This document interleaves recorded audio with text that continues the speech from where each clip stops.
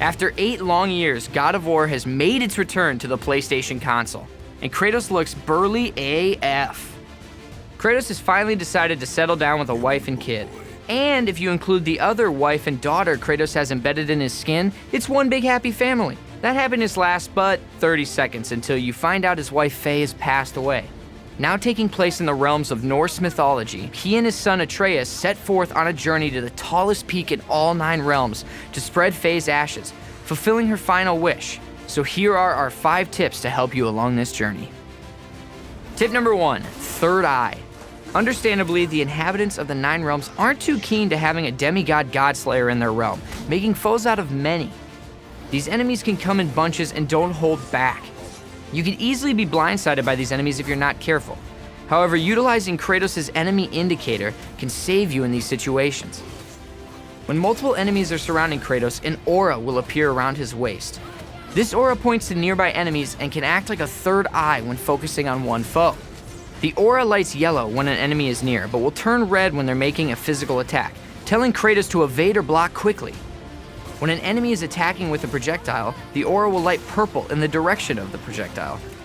Keeping an eye on this aura in battle can be your best chance at survival. Tip number 2, crowd control. As you progress through the game, you'll begin earning XP for Kratos to spend. This XP can be used to upgrade runes and purchase new skills.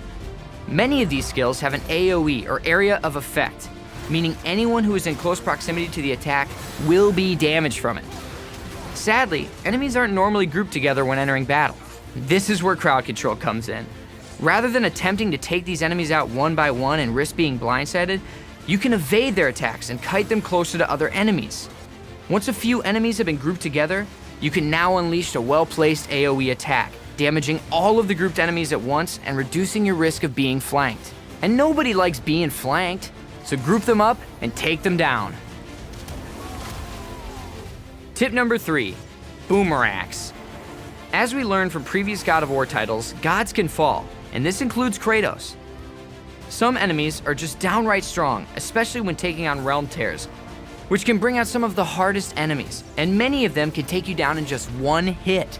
This is where evading and blocking is your only option. If you keep your distance and utilize your trusty boomerangs, you can chip away their health at a steady pace. Distance attacks are your best option in these cases. A good strategy is to get as far away as possible and chuck your axe at the enemy a few times. When the enemy is getting close, you can have Boy shoot it a couple times with his bow. Not only will this damage the enemy, but sometimes it will distract the enemy to target Atreus, giving you time to lay in a few more attacks.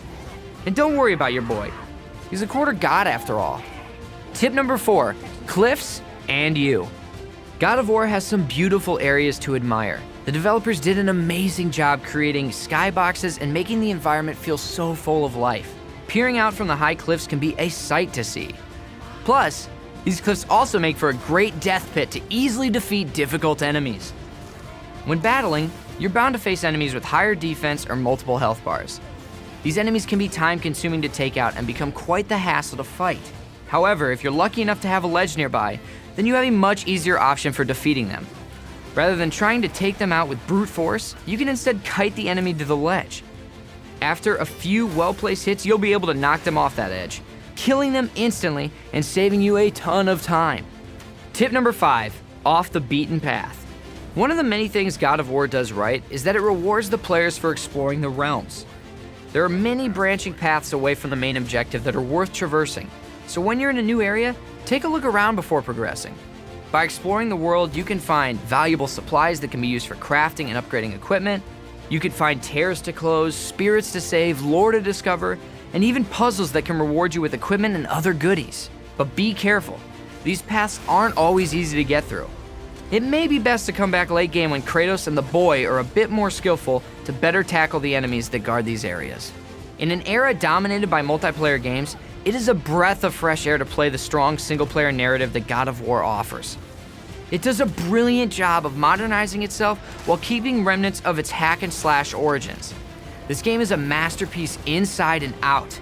With its fluid camera movements from cutscene to gameplay, plus the entire game is one single camera shot, which is a technical marvel in its own right. As for the story, seeing Kratos in a father-son dynamic adds a sense of humanity to this raging godslayer. But don't let fatherhood fool you. Kratos may be embracing his humanity, but he is still one badass demigod.